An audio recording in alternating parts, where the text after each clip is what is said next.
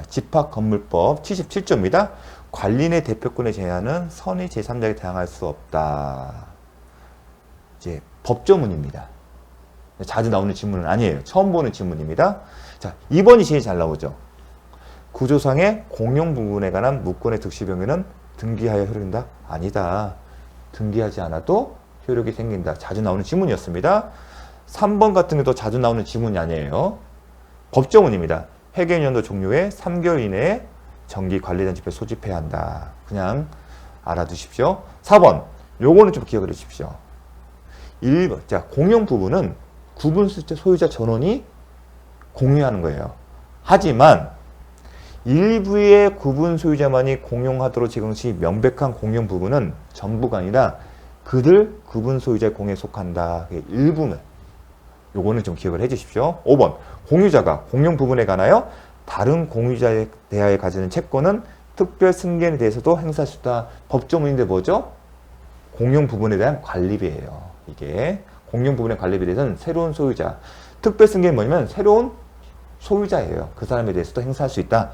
그거가 관련된 겁니다. 78번. 을은 갑소유의 X주택. 주택이 나오면 항상 뭘 생각한다? 주택임대차 보호법을 생각하셔야 합니다. 보증금 3억 원 임대차 계약을 체결한 다음 즉시 대항 요건을 갖췄고 확정일자를 받아 현재 거주하고 있다. 대항 요건을 갖췄고 확정일자를 갖췄다. 주택이니까 주택임대차 보호법을 생각하셔야 합니다. 자, 묵시적 갱신으로 인한 임대차 계약의 존속 기간은 2년이다. 자, 주택의 경우는 주택임대차 보호법이고요. 상가 건물 임대차 보호법과 달리 보증금의 액수에 상관없이 무조건 적용이 됩니다. 묵시적 갱신에 관한 규정도 민법상 임대차 계약에 관한 규정도 있어요. 민법의 임대차 계약이면 묵시적 갱신에는 기간의 약정이 없어요. 약정이 없는 것을 동일한 조건으로 보지만 언제든지 해지할 수 있다는 조항이 있어요. 하지만 주택의 경우에는 무조건 주택임대차보호법의 규정이 우선 적용됩니다. 거기에 뭐라고 됐습니까? 묵시적 갱신한 임대차 존속기간 2년을 본다는 규정이 있습니다. 다만 뭐라고 했죠? 임차인은 언제든지 해지 통과를 할 수 있죠. 그걸 기억하십니다. 상가의 경우에는요. 상가의 경우는 조심해야겠죠. 상가 가면 상가 건물 임대차 보호법이 있습니다. 거기도 묵시적 갱신에 관한 조항이 있어요. 그런데 이 조항은 10조 4항인데 환산보증금이 지역별로 초과하는 경우에는 적용이 안 돼요. 즉, 이 얘기는 상가건물 임대차법의 묵시적 갱신 조항은 환산보증금이 지역별로 정한 금액을 초과하지 않은 경우에만 적용됩니다. 그런 경우에 적용되고 그런 경우에는 1년을 봅니다. 하지만 이 경우에도 임차인은 언제든지 해지 통과할 수 있다. 2번, 임대차 기간을 1년을 약정한 경우. 주택임대차법에 따르면 1년을 정하거나 아니면 1년 약정한 경우 2년 미만으로 정한다 하더라도 임차인은 그 위험을 주장할 수 없다가 아니라 있다. 자, 주택임대차 보면 2년 미만으로 정한 경우에는 2년을 본다는 규정이 있어요. 기간을 정하지 않거나 기간은 임대차 계약, 주택임대차 계약을 정하지 않거나 2년 미만으로 정하는 경우는 2년으로 본다. 하지만 임차인은 2년 미만의 기간의 약정의 위험을 주장할 수 있다. 그 법조문을 묻는 거예요. 근데 주택임대차 보호법은 이 조항 자체는 보증금에 상관없이 항상 적용된다. 그걸 묻는 겁니다. 3번, 임대차 계약이 묵시적으로 갱신의 경우. 갑은 누구죠? 임대인은 통지할 수 없죠. 누구만 할 수 있다? 임차인만. 4번, 을은 임차인은 임대차가 끝나기 전에 주택의 소재지를 관하는 법원에 임차권 등기 명령 언제 할 수 있다고 했죠? 임차권 등기 명령은 임대차 계약이 끝나는 종료된 이후 됩니다. 임대차 계약 존속 종료에는 할 수 없습니다. 임차권 등기 명령은 언제 한다? 임대차 계약이 계약기간 만료 등의 이유로 종료된 이후에 할 수 있습니다. 언제? 종료된 이후에 아직 임대차 보증금을 반환받지 못한 경우입니다. 5번, 임대차 기간이 만료하기 전에 임대인이 병에게 X등 주택을 매도하고 소유권 이전 등기를 마친 경우. 자, 대항력의 문제잖아요.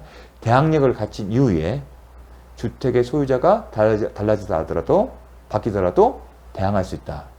그렇기 때문에 임대인의 지위를 당연 승계한다. 새로운 소유자. 그걸 묻는 겁니다. 을은 임차인은 병에게 주장할 수 없다. 주장할 수 있다. 자, 요런 지문이 이제 안 나오죠. 예전에는 나왔는데 대항력 문제입니다. 대항력을 갖춘 이유예요. 소유자가 달라지는 경우에는 대항할 수 있다. 그 의미는 새로운 소유자가, 주택의 새로운 소유자가 임대인의 지위를 승계한다. 그걸 묻는 겁니다. 79번 상가 임대인이 그의 임차인이 주선한 신규 임차인을 대려는 자와 임대차 계약을 체결을 거절할 수 있는 경우를 모두 결혼 경우. 이건 뭐죠? 임차인의 권리금 해수기의 보호와 관련된 겁니다. 권리금 해수기의 보호는 어떻게 됐죠? 임대인에게 방해금지가 의무가 있어요. 구체적으로 임차인이 권리금을 회수해야 하는 것을 방해를 하지 말아야 할 방해금지 의무가 있습니다. 하지만 정당한 사유가 있으면 거절할 수 있죠. 또 기억할 게 뭐였죠? 우리가 계약갱신 요구를 거절할 수 있는 정당한 사유가 있을 때는 방해금지 의무가 없다. 이게 이제 권리금 해수기에 관련된 큰 틀입니다. 이거 뭐냐면 정당 사유, 거절할 수 있는 정당 사유가 되냐 안 되냐는 겁니다. 첫 번째, 6개월 동안이 아니라 1년 6개월 동안 장래입니다. 앞으로 임대차 계약이 끝났는데 향후에 장래에 1년 6개월 이상 영리 목적으로 사용하지 않는 경우에는 거절할 수 있는데 6개월이 아니라 1년 6개월입니다. 니은 임차인이 주선한 신규 임차인 되는 자가 보증금을 지급할 자력이 없는 경우 법에 이게 돼 있습니다. 또 하나 신규 임차인이 권리금 계약 체계로 그 권리금을 임대인이 선택해요. 임차인이 지금 선택한 사람이 아니라 임대인이 선택한 신규 임차인, 임대인이 데리고 온 신규 임차인이 있고 그 사람과 임차인이 권리금 계약을 체결하고 그 권리금 지급한 경우에는 거절할 수 있는 사유가 되고요. 1번 임차인이 주선한 신규 임차인이 되는 자와 되려는 자가 임차인에서 의무를 위반할 우려가 있는 경우. 이제 혼동하지 말 게 뭐냐면 현저히 위반할 우려가 있는 게 아니라 그냥 단순히 의무 위반 우려가 있는 경우예요. 보통의 경우는 직관적으로 현저히 아닐까 싶은데 이거랑 연관시키십시오. 자, 보증금이나 차임을 지급할 자력이 없는 경우에도 거절할 수 있어요. 근데 그 보증금이 일부인지 전부인지 따지도 않고요. 차임 지급 여력이 1인지 2인지 따지지 않아요. 그러니까 현저히를 따지지 않습니다. 그렇기 때문에 같은 연장선상에서 왜냐면 이거는 포괄적인 조항이잖아요. 의무를 위반할 우려가 있는 경우가 이 니은이거든요. 일반 조항이고 이게 포괄적인 조항이고 그 예시가 이거거든요.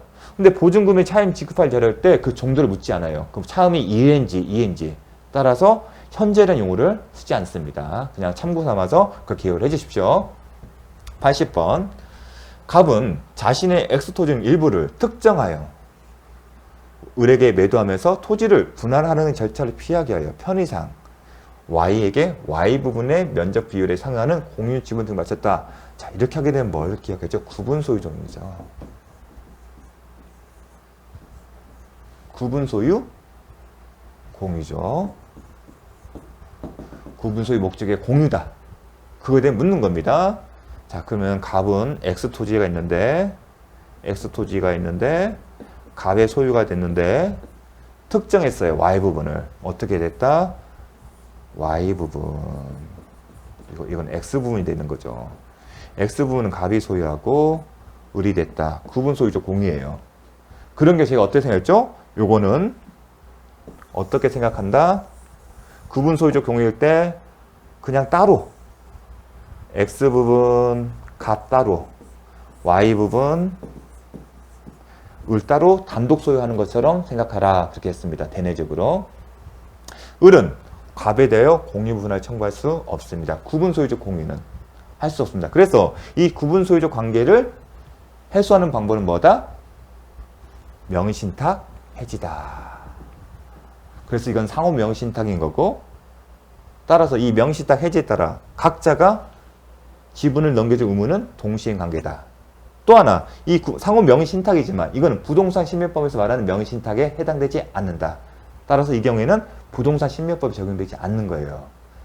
그러니까 명의신탁 약정 자체가 만약 부동산 신명법에 적용되면 무효예요. 무효면 해지라는 것을 언급할 수 없어요. 부동산 신명법이 적용되지 않기 때문에 그 명의신탁 약정은 상호 명의신탁 약정이 유효한 거고 그 관계를 해소하는 방법은 해지인 겁니다. 자, 을은 을은 갑의 동의 없이 Y 부분을 처분할 수 있다. 제3자에게 퇴외적으로. 단독 소유하는 거 똑같다고 하지 않습니까? 그래서 동의 없이도 처분할 수 있는 겁니다. 처분할 수 있다. 을이 Y 부분을 점유하는 것은 자기 것을 점유한 거기 때문에 자주점이다. 4번 을이 자신의 Y 부분이 아닌 갑 소유 부분에 건물을 신축한 경우에는 법정지상권이 성립할 여지가 없다. 왜냐하면 법정지상권의 출발점은 어디다? 건물이 존재하고 토지의 소유자와 건물의 소유자가 동일해야 하는데 을이 Y 부분이 아닌 갑 소유 부분에 건물을 신축하면 출발 자체가 동일한 소유자가 아니기 때문에 법정지상권은 성립할 여지가 없습니다. 5번 을은 Y 부분을 불법 점유물을 하는 병에 대하여 보존행위로 그 배제를 구할 수 없다? 아니다. 자, 이 경우에는 제3자 대내적 관계에서는 즉 갑과 을의 내부적 관계에서는 각자가 각자 단독 소유하는 걸 보고 대외적으로는 통상의 공유처럼 취급합니다. 즉 제3자가 침해하게 되면 보존행위를 근거로 해서 배제를 구할 수 있습니다. 자, 80회. 자, 마쳤습니다. 수고 많으셨습니다.